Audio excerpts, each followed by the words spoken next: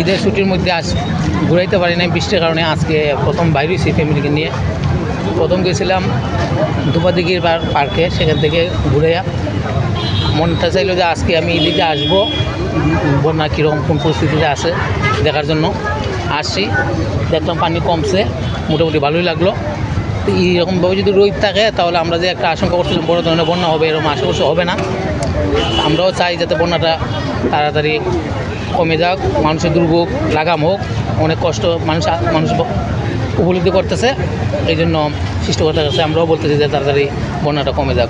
পানিটা ধীরে ধীরে কমতেছে, যদি 2-1 দিন যদি রোদ হয় আশা করি বন্যা পরিস্থিতির কিছুটা স্বাভাবিক, মানে পুরোপুরি না কিছুটা স্বাভাবিক।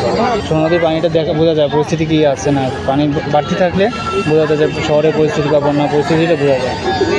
কমে গেলে তো আমরা বোঝা যায় যে পানিটা কমতেছে, তার জন্য এখানে আসা। সে আসলে পানি জল বৃদ্ধি পাইছে, সবাই দেখতে আসছে এই জন্য। প্রাণকেন্দ্র আমাদের 3 বীজ আর পুরাতন বীজ, আর এখানে আসলে সৌন্দর্য দেখা যায়, নদীর প্রাকৃতিক সৌন্দর্য, আর যার কারণে এখানে শীতল বাতাস, সবেরই মন ভালো লাগে। সিলেটবাসীর একটা প্রাচীন একটা ঐতিহ্যতম জায়গা, ঠিক আছে।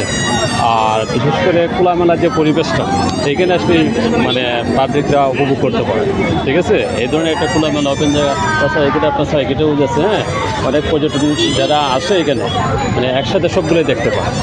ওই সিলেট তো অনেক দিন বন্যা বা পানি ছিল, তো আজকে 2 দিন ধরেই বিশেষ করে খুব কম। এই কারণে আমরা আজকে নদী পাড়ে আছি বা অনেক মানুষ অনেক পর্যটন আসছে সিলেটে।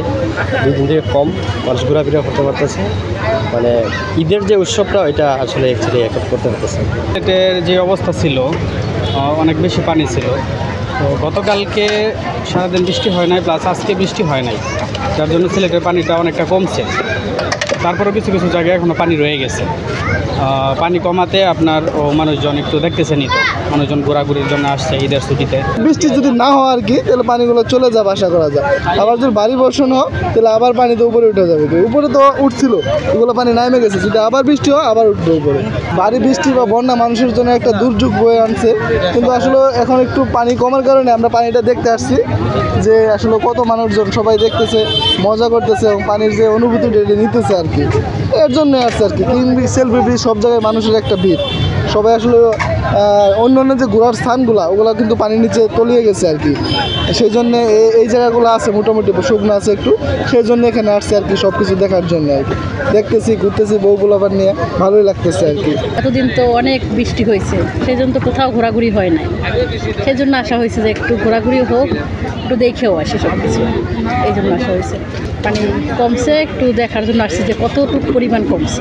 কিং ব্রিজটা আসলে এমনিতে তো টিভিতে দেখি আর নিজেরাও আসি মাঝে মাঝেই।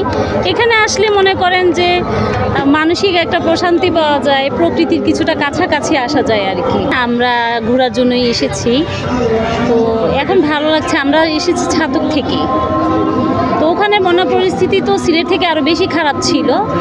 আপনার 2 দিনের বন্যা পানি কমাতে আর কি আমরা আসছি, এখন আসতে পেরেছি কোনো রকমে আর কি বলা যায়। সব জায়গায় পানি এখনও কমেনি, কোথাও কোথাও হাঁটু পানিও আছে, কিন্তু ওই যে ঈদের আনন্দটা শেষ হয়ে যাবে, ছুটিটা শেষ হয়ে যাবে, সেজন্যই আমরা অ্যাকচুয়ালি মানে যত কষ্টই হোক না কেন বাধা বিপত্তি এড়িয়ে আমরা আসতে সক্ষম হয়েছে আর কি। যখন বন্যা থাকে না তখন পানি আরও অনেক নিচে থাকে, এখন তো একদম রাস্তার প্রায় বলতে গেলে এই যে আমাদের বাঁধের রাস্তার সমানই বলা যাচ্ছে আর কি পানিটা। ওইটাই দেখতে ভালো লাগছে, তবে একটু আতঙ্কিত ছিলাম আমরা বন্যা নিয়ে। বন্যা পরিস্থিতি আমি ভাবলাম যে এই সুরমা নদীটা তো আমাদের অনেক পরিচিত, তো এটা পানি কতটুকু বাড়লো এটা দেখার জন্য আসছি।